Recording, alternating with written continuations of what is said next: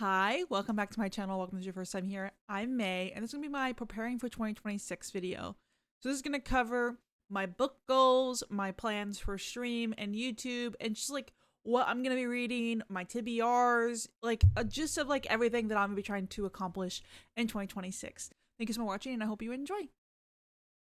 Okay, let's start off with why you're probably here. My book goals. So I have made the decision to keep my reading goal at 50 books. That's what I did for this year, and I think it honestly worked out brilliantly. Like it felt like the perfect level of like accomplishable, but also like I could also exceed it pretty easily. I do typically get really close to 200 books, but I don't love to make myself feel like I have to get there. I like to organically get really high numbers. Like getting over 100, getting almost to 200. I want to do that organically and not because a goal is telling me to. I also really hate when Storygraph is like, hey, you're actually 8 books behind schedule. I don't like that. So I like when it's like, you're actually ahead of schedule, even though I'm actually setting my reading goal way lower than like what I'm actually going to be reading. Like I'm setting my goal to 50, but I plan to read at least 120. And that might not make any sense to you, but it makes sense to me. I want my reading goal to be lower than what I plan on reading so that I don't have any pressure to read. I hope that makes some level of sense. So yes, the reading goal will be 50, and I'm gonna bypass that probably 3-4 months in, maybe 6 months in, hopefully if everything goes to plan. And you can let me know what you're gonna set your reading goal to. I did 200 for the first 2 years, and I did reach it, but then I was like fighting to reach it. Like especially in November and December, I was grinding books out to be able to hit that goal. And then like even in December 2 years ago, I almost didn't hit it, and then I was like reading short books that I didn't care about to be able to hit the goal. I don't want that energy. That energy is not for me. I love being competitive, and I love, having that sense of like motivation, but it gets to a certain point where it's like taking the fun out of it. And this must be a hobby. This is supposed to be a hobby. I want to treat it as a hobby with like realistic and fun goals. So that's my main goal. My main reading goal is 50 books. On top of that, I'm also going to be trying to do at least 2 physical books a month and at least 1 audiobook a month. And I'm trying to do a book buying ban as much as I can, unless it's my birthday and there's a really good sale. So did you see some books behind me? That's actually my physical TBR as it currently is. I'm going to go over those books. I just really want to do like 2 a month, and that would get me through them by like June, and then I could buy books more freely through the rest of the year without like, feeling bad about it, because I do love shopping for books. And then I also am really focusing on finishing out some series that I'm currently in the middle of. I'm also going to go over my 26 and 2026. Where should I start off? Should I just go over my physical TBR first? Should I just do that first? Okay. Well, I'm just going to go through them, and then I'll grab the other stack. So this is my physical TBR as it currently is starting in 2026. I do have more that's for December, and I do plan on getting to them. So I took those ones out, and I have them in a different category. So these are actually the only ones that I'll be reading in 2026. So there's like 8 that I'll be reading, hopefully by the end of the month. First one on my physical TBR is An Accident of Stars. And just giving you a heads up, you're going to see a lot of these with bargain stickers, because last year I bought a lot of books from the Books A Million bargain section, and I do regret it. I'll get to that in a second. But then we also have Where Sleeping Lies. We have Forging Silver and Stars. We have For All Time. The Prince and the Apocalypse. Girl Abroad. And then Can You Take It? We have Red Queen, and then I also own the second book, which is Glass Sword. I also just recently got these during Black Friday. We have a Rip Through Time, Little Universes, The Night Country, The Song That Moves the Sun, The Last Tiger, and then Ragna Crimson. And you're probably seeing a theme. I think almost every single one of those had a BAM bargain sticker on it. And if you haven't seen the theme, I did not touch most of the BAM bargain section books that I picked up last year. Reason being, I don't think they actually intrigue me. I think I bought them just because they were on a discount and I got excited over like cheap books. So I was like, oh my God, cheap books. I can go buy so many of them. And then I realized that like I wasn't really drawn to them. And the ones that I did read, they like weren't great. Like I've given a lot of the books that I've gotten from the Bam Bargain section 3 stars. I think off the top of my head, I think I've given 2 5 stars out of like 50, 60 that I've gotten from the Bam Bargain section. And I just recently unhauled some that I tried and was immediately like, nope. I think that I need to stop buying from the Bam Bargain section because I'm like getting so excited being like, oh my God, they're $5, $6 instead of $20. But there's no point in buying them if they don't actually intrigue me. In 2026, I'm trying to buy more intently.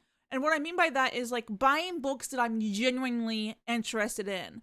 Not really buying books just because they're on a discount or buying books because like they seem like they might be good. Like I want to buy a book because I'm like, you know what? I think I'll actually enjoy that. Or hey, that's an author that I really like. I'm sure to enjoy it to some level. The books that I just showed you, almost all of them, I've never heard of these authors. I got them just because they were a deal. And I'm going to keep them on my TBR. And I'm going to be reading these 15. I probably will not be buying another Bam Bargain section book unless it's a book that I already read and they have like a special edition of it, or they have a physical copy that I don't own yet. Or if I see like a book by my author that I like for example, Red Queen was just on there and I was like, oh, I'm buying that. But no more buying random ones, just to say that I did. So these 15, I think there's 15 in total that I have to read. I'm gonna do my best to do 2 a month. And then after this, I'm probably only gonna be buying my auto buys or like my new releases. And that's my goal for my physical TBR and my spending habits for 2026 probably. I do have a library physical TBR that I have until February to read. So most of these are gonna get read in January if I can do this correctly. So I think I've showed these in other videos, but I'll go ahead and show them for the point of this video because technically they are on my physical TBR, even though they're not physically mine, they're physically the libraries, but still I'll show them off for like whatever. We have Every Spiral of Fate. This actually will finish the series off for me. I got Bride by Ali Hazelwood. I got this because Paris is having me read these books in January. And then we have People We Meet on Vacation because the movie comes out in January. We have How the King of Bethlehem Learned to Hate Stories. This will finish the series out for me. And then we have Queen Charlotte that will also finish the series out for me. So this is like, my library books is actually going to be perfect because I'll be finishing series out with them or like reading books that my friends were excited for. So this is like the physical TBR side of it. I did 15 to 16 books this year in like 2025. I'm not doing that this coming year because it actually was quite stressful because sometimes I was reading long ass books and I was still putting 15 books on there, even though like some of the books I was reading was 500, 600 pages. And that was insane. Like I really, really struggled to get through them. It made reading hectic. Instead of doing a set number of books per TBR, I'm gonna do a range and I'm also lowering the range.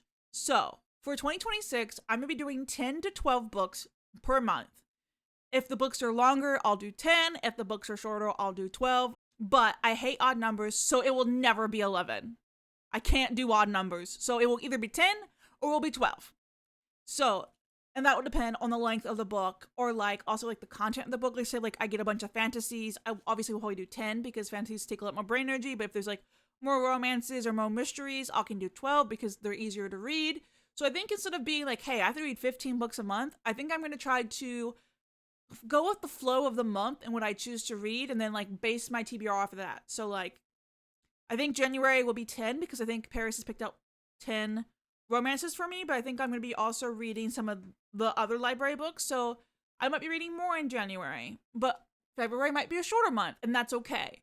I think I need to get out of the habit of being like, I have to read the same amount every single month. I don't have to. It's actually okay not to. It's actually perfectly okay to not always read the same amount. And no one told me that to critique except for myself. So I need to be kinder to myself and tell myself that it's okay to read less. So, and then how the TBR will be built. Like I was mentioning kind of earlier, I'll be doing 2 physical books a month and at least 1 audiobook a month. But what actual books will be on there is I will be prioritizing new releases and books that I'm already in the middle of the series for.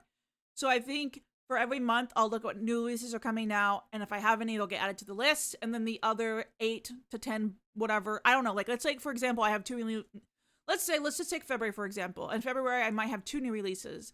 That means I can pick out 8 other books or 10 other books off of my series tracker. And then if I pick so many off of that and I'm like, you know what, I don't want to do 8 different series, I can pick off more of my physical TBR that might be standalones. So that's the goal. Like there's like almost like a breakdown to it. So at the top of the TBR will be new releases. And then next will be book and a series that I've already started. And then lastly would be like a book on my physical TBR that's like a standalone. So that's like the ranking of like priority for my monthly TBRs.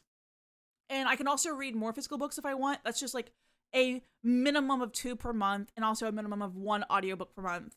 And I don't know how it might be. There might be more audiobooks sometimes. I just realized that cleaning while listening to an audiobook does wonders for my brain, and it makes me enjoy cleaning way more. So I want to incorporate more of that into 2026. And yeah, I think it'll be really fun. This is like the biggest announcement that I have for the entire video, and it might upset some people or might confuse people or might disappoint them. I'm not doing readathons in 2026 unless it's my own. I did too many this year, and I kind of burnt myself out on them. So consider it my semester abroad, or my year off, my gap year, whatever you want to call it.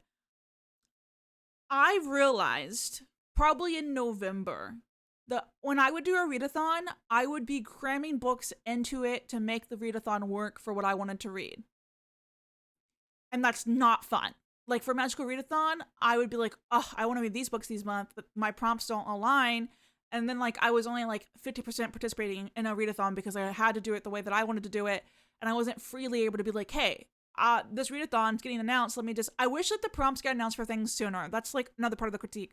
I make my TBR a month in advance. Like for example, for September, I typically make my September TBR in August, very early August. That way I have time to put things in the library or get them from the library or buy books if I need to.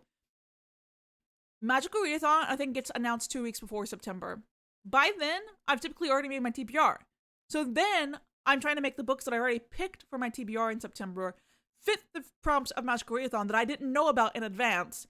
And it's just too much on my poor little brain. I'm trying to make it easier. And I did way too many. I think I did like 6 of them last year. And I am wanting to really do a lot of series this year. So I think I'm going to focus on series and take a step back on readathons. Moving with Pride, which is my readathon, will be happening again. It'll be in May and June. I'm working on ideas right now. That will still exist, and I'll still be doing it.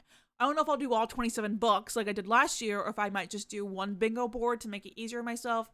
But we're just going to take a break from all of them. I won't be doing Scallywagathon. I won't be doing Magical Readathon. I won't be doing Jonte's Inferno, and I won't do the Christmas one I do. I'm not going to do any of them. I'm only doing my own. And you might be thinking, oh my god, you're so selfish. It's just how the cookie crumbles. Like, obviously, I have a Pride readathon, and reading Pride books is really important to me. And if I'm going to do any readathon, I'm going to do a readathon that is about reading gay books, because I'm gay, and reading gay things is important. Versus, like, a Christmas one. Like, you know what I mean? Like, in the priority list of things that I should read, people of color books, and then, like, Pride books is, like, always up there for me. And a lot of these readathons don't spotlight those. So if there is a POC readathon, I'd love to know about it, and I might participate in that one as well. And there are some other things that I'm doing that I can't talk about it because they're secret projects, and you won't hear about them for a very long time. But they are going to take up a lot of my energy and timing and reading for 2026. So I'm just trying to, like, space things out. Like, not all ideas have to happen at once, is what I'm going with for 2026. Like, yes, I have a lot of ideas, but they can be spread out. That way, you have something for, going forward. I know that makes no sense to someone, but at the end of the day, it's my reading. And I just think that for the best, I should take a step back from the readathons. And yeah, so I think that wraps up the TBR side of it. I showed my library books. I showed my physical TBR. I showed how I'll be breaking the things down. Okay, I am in my story graph to show my 26 in 2026 and some of the series that I'm going to be reading to give you like an inside look of what you might see me read next year. Obviously, 26 in 2026, I'm reading 26 books in the 12 months of 2026. And I'm pretty sure I picked all of the next book in a series that I'm already reading. I'm pretty sure that's how all of them were picked. So I'll just go through them. I'm not going to give details about what the book is. I'm just going to be like, okay, I'm reading this by this author, blah, blah, blah, blah. if you're interested in what they might be about. Stay tuned to see me read them or go get on Storygraph yourself. And Now Back to You by B.K. Boriston, which is in the First Time Caller series. I don't think it's even called that. That's what I just call it. And then we have Cindervale by Caroline Peckman and Suzanne Valentine, which is the third book and the... Oh, it's on the tip of my tongue. It's the Sin of Zodiac of Sin. Am I even right? Hold on.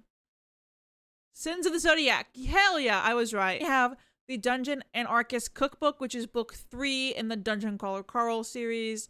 We have Can You Take It, which is the last book in the How Does It Feel series.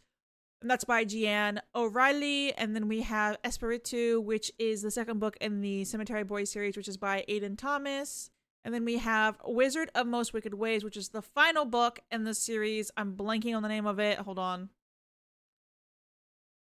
Oh, Wimberley's House. It's been a while since I'm finishing this series. I think that book came out last year and I read the rest of them 2 years ago, by Charlie Holmberg. Fruits Basket Volume 6 of the Collector's Edition. And then we have The Damned, which is book 3 in the Coven series by Harper L. Woods. And then we have Adversary to the Villain, which I'm hoping is the last book of the Assistant to the Villain series by Hannah Nicole Meherner. And then we have Throne of Nightmares, which is the third book in this series by Carrie Manskill. What's this series called? The Prince of Sins? Hell yeah. See, even though it's been so long, I kind of still got them in the back of my head. And then I have Shattered Gods, which is the last book in the, what's it called? This is like showing you how I blank on things so much. Like, this is like an inside look into my memory.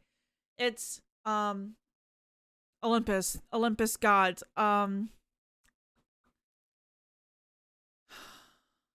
Dark Olympus. This is the last book in the Dark Olympus series by K.T. Roberts. And then we have Every Spiral of Fate by Jahir Mafi, which is the author of Shatter Me, which is my favorite series ever. And this is the last book of that series, which is called This Woven Kingdom, I'm pretty sure. And then we have Vengeful Gods by Elliot Rose, which is the second book in the series of a book that I recently read called Noir Moon that I really liked. I'm going to go ahead and continue it.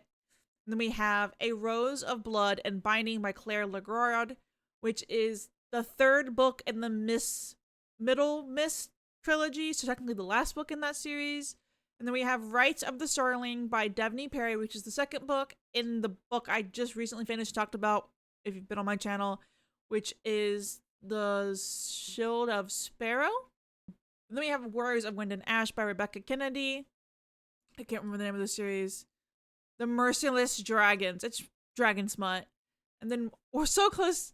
Only 10 left. The Color of Magic by Terry Pratchett, which is the first book in the Discworld series. I'll get back to that in a second. And then we have Oaths of Legacy by Emily, I can't say the last name, Emily Schrutsky, which is the second book in the Blood Right trilogy. Then we have Lord of Silver and Ashes by Kellen Graves, which is the second book in the Whirlwind Blood series. And then we have the Tea Dragon Festival, which is the second book in the Tea Dragon Society, and I'm very, very excited for it. And then the next two don't have covers. Next three don't have covers because they're new releases, but they're technically in the series that I've already started. We have Grim Tidings by B.K. Boriston, which is the second book in the Ghosted series. We have Earthbound by, I don't even know how to say it. I don't want to fuck it up that bad. But this is the third book in the Feybound series. And then we have The Bone Conjurers by Cassandra Clare, which is the third book in the Swordcatcher series. I don't know if that's actually the proper name. I just call them by their first name half the time. And then we have The King's List by Jade Presley, which is the second book in the Neverlist series. And then we have An Imaginary Friend's Obsession, which is the third book in this series by Skyla Gray. And very last, but not least, we have Tattletale by Cave Gove, which is the second book in the series.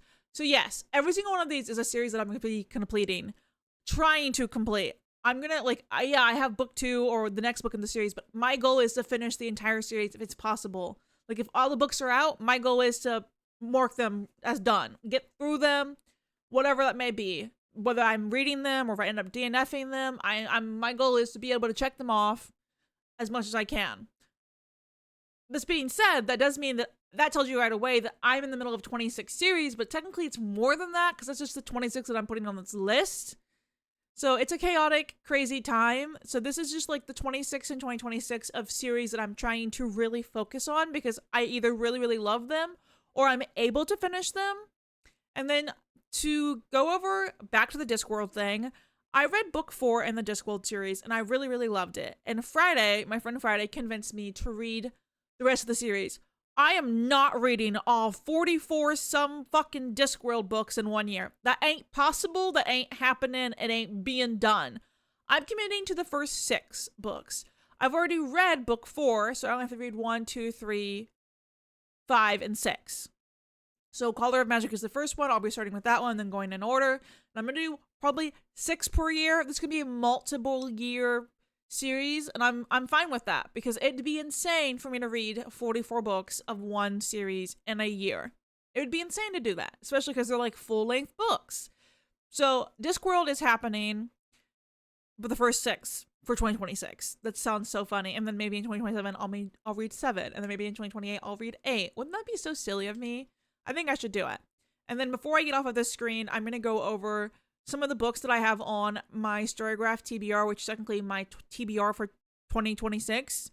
I'm not going to go through every single book, but I will go over the ones that I'm like really itching to get to.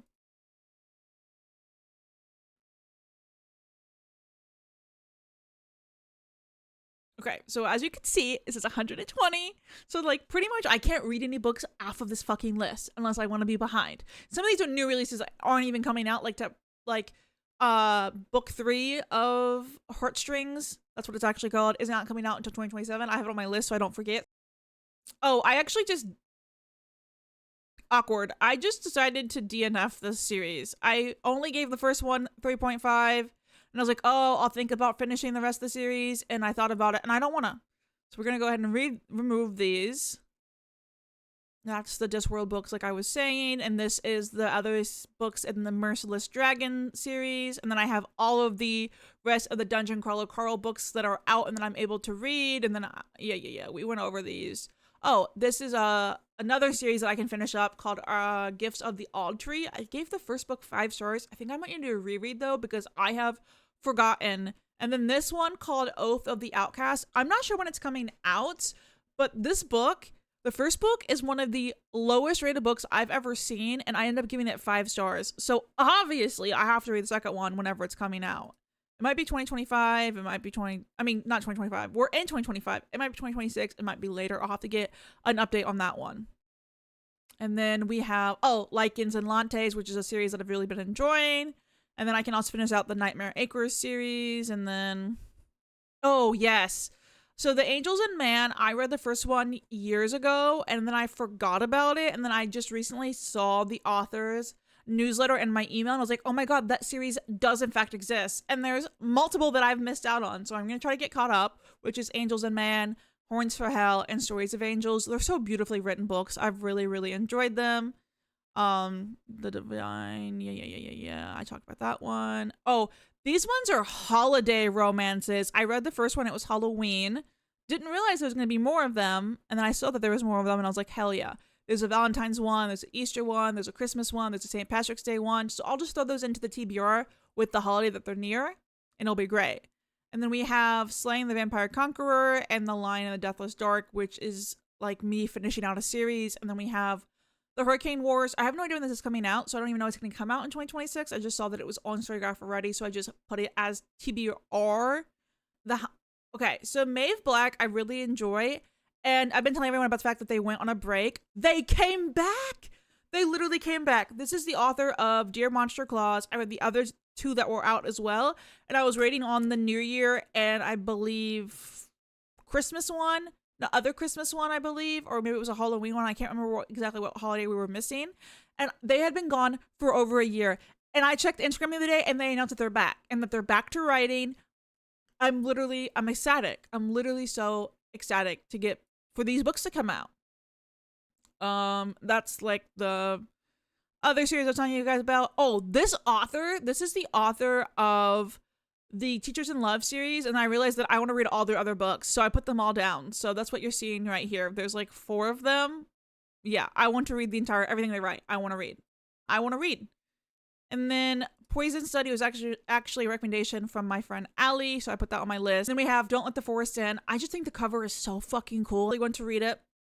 That's another series that I can finish out. And then I also really loved Adeline Grace, who is the author of Belladonna. So I actually went and put whatever they have written onto my TBR, and that is the All the Stars and Teeth series. So I'm going to go ahead and try to read that in 2026 as well. And then we have Bewitchingly Hers and The Dark and Darker Still by different authors, but both of those are finishing out a series. They just aren't on my 26 and 2026 because I can only put 26 books. Change of Pace. I've heard this is a really good author for better representation of like plus size women and plus size love interests. So I put it on my TBR to check them out. Migrations was a recommendation from someone, but I cannot remember. The God of Woods was a recommendation from Pizza Cat. And then Alchemy of Secrets and Wide Reverence are new releases from some of my favorite authors, but I don't know when I'll get to them. And then Sour Candy is a recommendation from my friend Allie. And then A Long Way to a Small Angry Planet was a recommendation from my friend Klaus. And then Does It Count If You Lose Your Virginity to an Android? That was a recommendation from my friend Brimmy. If you know Brimmy, that should be no fucking surprise. And then I have all the other Fruit Basket series. These ones I just told you about. They're my physical TBRs, so I'm going to just zoom past those real fast. Oh, and then Bone was a recommendation from my friend Pizza Cat as well. And the Dreamland was a recommendation from my friend Liz. And then Holly Renee, I really, really liked a couple years ago. So I have these on my list because it's their other series that I'll eventually get to. And then Going Bovine and the Polar Bears Explorers Club are recommendations from my friend Friday. And then I think I'm getting close to the bottom. Yeah. If Not For My Baby is a romance book by a fantasy author that I wanted to try out. And then I've already talked about these. Oh, yeah, I'm at the bottom. Broken Bonds. Let's talk about it. I've had this fucking series on my TBR, not for 1 year, not for 2 years, not for 3 years, 4 fucking years. I keep forgetting about it. So I'm saying, for now, this is in print, in video, if I do not read this series in 2026, it's getting taken off. I've heard such amazing things of it. It has such high ratings. I just keep forgetting that it exists until I check my Storygraph TBR, and I'm like, oh my god, that exists. I did put it for a book for one of my prompt thingies that I'm doing, like to speed up my reading. I can't remember what it's called. It's like just like reading challenges. I did have it as one of that to help motivate me to read it. It's only 6 books, but they get longer and longer. Like the first one starts out with 289 pages, and then they go to 500, 600. So this is the year. If this is not the year, it's getting booted. But yeah, that's just like some spotlighting of some of the books / series that I'm going to really try to read. So the rest of this video, that's all the good stuff that you probably wanted to hear about.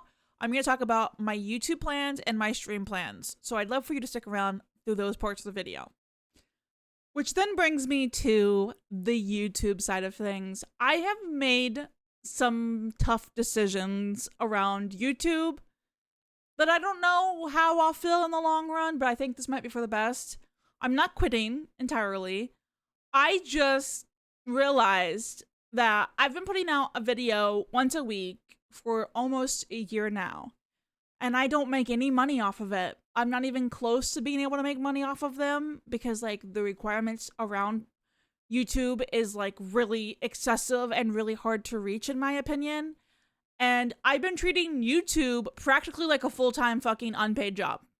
Like, I don't even want to admit how many hours a week that I have to put into YouTube. And there's just like, I get enjoyment out of it, but there's not much else that I'm getting back into it. Like, it's like I'm investing and then there's nothing coming out of the investment. And I don't necessarily need to be making money to keep doing it.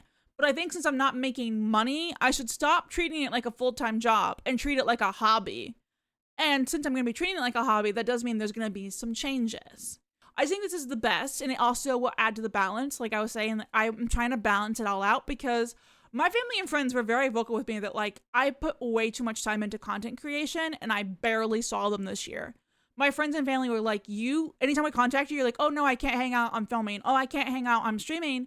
Like I really barely made time for my family specifically because of all this content creation that I'm doing, because like the videos that I'm filming are an hour long, but then they're like double that sometimes to edit, and then I have to schedule the videos, and then I have to like doing one a week, and then I have to, when I stream, it's like 6 hours a day, and like I'm trying to cut back on everything, and I'll get more into that as we go. But like essentially, I'm going to make less YouTube videos to hopefully make better YouTube videos. I am like making so much YouTube content that at times I was just like throwing things together to be able to say that I was getting a video out on time. And I feel ashamed at some of the videos that I put out. Not that they were bad, but they weren't great, especially like the editing on them might not have been great, or like maybe the thumbnail for them could have been better. Like I just feel like I couldn't give my all into YouTube because I was doing it so much that it was like almost like burning me out. And like instead of like giving a video 100%, I was giving like every video like 20% because I was doing so much of them. And sometimes I was filming multiple videos at a time because they all had to be staged. And like I truly was treating it like a full-time job. And it's not meant to be a full-time job. This is meant to be a hobby. Reading's meant to be a hobby. Streaming's meant to be a hobby. And I don't treat them as such. And I'm trying to take the steps to do better, is essentially all I'm going to say. So now that I've yapped and yanted, what are the changes? I'm going to be doing 2 videos a month going forward. I'm going to be doing a guaranteed TBR video and a guaranteed wrap-up video. I just want to do better with those. I have the most fun doing those. I love filming my TBR for the month. And then I love my reactions to the wrap-ups. Like, I think sometimes I've had really funny moments people have really enjoyed hearing. I've made people laugh out loud. People have been like, oh my God, I'm going to read that book because of what your reaction to it. So those are definitely staying. It's the videos that are in between that are going to be disappearing. Not entirely either, but for the most part, they're going to be just no longer happening on a typical basis, is what I'll say. I just think that if I go down to 2 videos a month, I'm going to be able to put more effort into them, because instead of only having 1 week to edit and film and make a thumbnail and do all the cool, fun, brilliant stuff to it, I now have 2 weeks to do those things, and that means I have double the time. And I'm hoping that means that they're better quality to myself, because like no one's complaining. It's me complaining about myself because I know that I could do better. Like I know that I can do better and I want to do better. And then maybe if my videos are better quality, I'll get more followers, I'll get more viewers. I just think that this will allow me to grow more instead of burning myself out, essentially. Like February 8th would be the January wrap up, and then February 22nd would be the March TBR. Dates are like subject to change, obviously, because the months are all different. Like they all have different weeks in them, and Sundays fall on different things. Like there might be 5 Sundays, there might be 4 Sundays. But this brings me to my next exception. I reviewed my stats and my view count for YouTube. My best performing videos are my tier rankings. And the YouTube videos where I'm like, hey, for this holiday, you should read this book. They outperform every other video that I do. The wrap-ups that are like hours long, those quick little 15-minute videos that I make tier ranking something or like saying, hey, for Christmas, you should read this, they so outperform them, and they're clearly where I do my best. So I'm keeping those, and those will just be spread out. So like the next one will probably be in February. So like, hey, for Valentine's Day, you should read these romance books. And then I'll probably do one in the springtime. Like I might do them seasonally instead of like holiday wise, but like the February is a great one because of, Valentine's Day. So then like maybe in May, I'll do like, hey, for spring, you should read these spring themed books. And then I'll do like a summer one, and I'll do an autumn one. And that way they're spaced out every few months. But like typically what I'm saying is there'll be typically 2 videos a month. And when there's an exception, like a tier ranking or a, hey, for this, you should read this, there'll be 3 videos a month. There should never, ever, ever be 4 videos a month ever again if I do this correctly. Like, even if something has to come out later than I anticipated, I'm fine with that. Like, let's say, like, I'm doing, like, let's say, a Mooing with Pride episode I want to split up. Instead of making it be 4 videos a month, I'll always just push it to the next one. And, like, I just don't want there to ever be 4 videos that I'm doing. I don't ever want to be spending a week at a time working on YouTube. I want there to be breaks. I just need there to be breaks more than anything, more than like what I need. I'm getting so, like, I'm not at the point of burnout, but like I can tell I'm going there because like I'm treating all my hobbies like full-time jobs and it has to change. So that's the format that you should see of me. It's like a TBR video a month, a wrap-up video a month, and then occasionally a special video where I might tier rank romance books, or I might tier rank spring books, or I might tier rank, I don't know. Like, there will be, those ones perform so well that I don't want to take them out completely. They'll just be sprinkled in like little treats every now and then. And I hope this is okay with everyone. I hope everyone understands this. And I might change my mind in a couple months and be like, you know what? I actually want to go back to making 4 videos a time. But I don't currently. Currently, I do not. And if you probably had noticed, I realized this during my headset breaking. When my headset broke and I was without it for almost a month, I realized just how much time I was spending on my computer and just how much time I was spending with a headset on. And I have ear problems, and a headset hurts my ears after so long. So I think taking these steps for my mental health and my ear health is going to make me so much better off in the long run. And yeah, so 2 videos a month, occasionally 3, never 4. If you see 4, you need to say something to me. You'd be like, May, I thought you were taking a break. You need to say something. Hold me accountable to this. And I think I will still be fun. Like, I'm not doing readathons like I was saying, so I shouldn't really be too stressed out on videos at all going forward. And like, yeah, I'm really excited. And it will always be on a Sunday. Like, I'm not doing the occasional Wednesday ones. I'm just gonna do Sundays. Maybe like every other Sunday, you'll see a video. I don't know the days. Like, the days are confusing, but I'll figure it out as we go. I think that wraps up the YouTube side of things. And I can't, of course, talk about YouTube without talking about streaming, because they kind of go hand in hand for me, because I promote my YouTube on my Twitch, and I promote my Twitch on my YouTube. And I'll keep this short and simple, because obviously you're here for the YouTube stuff and not for the Twitch stuff. But if in case you do want to watch me on Twitch, I'm under this exact same name, and typically I say 3 times a week. I am doing some very slight changes to streaming, because I do make money from streaming. Like, I don't want to say that money doesn't matter, but like, let's be honest, in this economy, it does matter. And this might be a hot take, but I think people that are putting work into something like this, they deserve to make money from it. Like, I think when you're putting as much work as I have been into something, I think you should be compensated in some kind of way. Like, I don't expect to be making millions. I don't expect to be making thousands. I'm happy just even making like $1. Like, I just think that there should be something that, like, you know, and I just hate that YouTube isn't giving me that, and I am affiliated on Twitch, and like, I'm not making a lot of money off of that. Like, I truly am not. Like, I'm lucky to be making $20 a month. I'll be visible about it. So like, I'm lucky if maybe I actually make $50 a month to actually take the money out. And it's not the money, but like, the money does take a part into it, because I'm getting something out of it. Like, I am putting all this work in, and it's nice to be like, hey, you're so fucking funny and you're so fucking smart, and people like rocking you so much. Like, here's $50. Like, that's nice. That's a nice gesture. So the things that I'm changing about Twitch is I'm trying to do some more consistent things. So going forward, every Tuesday will always be co-working. Always. And every Wednesday will be a game that I'm trying to beat or 100%. And I have a wheel that I'm spinning, and each month that will be the game that I play to try to work towards finishing it. If I'm able to finish it that month, that's great. If I can't finish it in that month, it'll get added back to the wheel to get a chance another time. And then every Saturday will be a community day of some sort. So we might play Repo, we might play Peak, we might play Party Animals. That's going to be a consistent schedule going on for the rest of time, hopefully. I'm going to keep 3 times a week, because I do think that is great. Like, I don't feel overworked doing 3 times a week. The only thing is, if I have to cancel a stream, I will not be adding it back any other week. That's where I get fucked. When I change a stream week, because I have to take, let's say I have to take Saturday off and I move it to Monday, then I'm streaming 3 days in a row, and that's what fucks me. Then I feel burnout. But Tuesday, Wednesday, Saturday, I feel like there's enough time in between, and I don't mind the back-to-back, because Tuesday's co-working, so I'm like sitting at my computer and just being all nice and chill. So, like, let's say I take a Tuesday off, it won't get moved to Monday.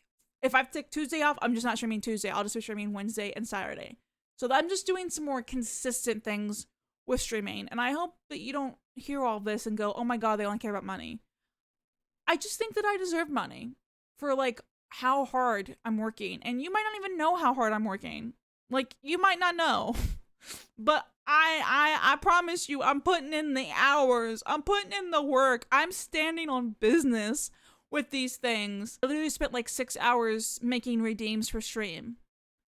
And I won't even make anything for those, really. That's just like the investment that I'm putting into it. And I am doing this as hobbies. And if hobbies are going to be unpaid, then they should be treated as hobbies. You wouldn't do a hobby like a job, and you wouldn't do a job like a hobby. So I'm trying to make a very clear distinction between those, because I do have a job. I have a full-time job that takes a lot out of me. So if I'm doing a full-time job and then I'm doing 3 hobbies like a job, I'm essentially working 4 fucking jobs. And I literally can't. So like, I'm really trying to nail the point down that like, it's not about money to me. It's more about like a balance of work and hobbies and enjoyment. Like, and also if I spend less time doing YouTube, that means I can spend more time reading. And if I'm spending less time reading, that means I can spend more time gaming. If I'm doing less time gaming, that means I can spend more time with my family. And like, this is all gonna hopefully end up being a nice little work life, work friends, work hobby balance in the long run. And I know I've repeated myself so many times, but I am excited. Like, I want to do these things for fun. So please don't hate me, and please continue to watch me. I have so much fun things planned for YouTube and streaming in 2026. I'm just not telling you them because they're secret projects, and you'll find out when you find out. So thank you so much for watching. If you stuck around this long, I'm sorry that this turned into like a little bit of a rant.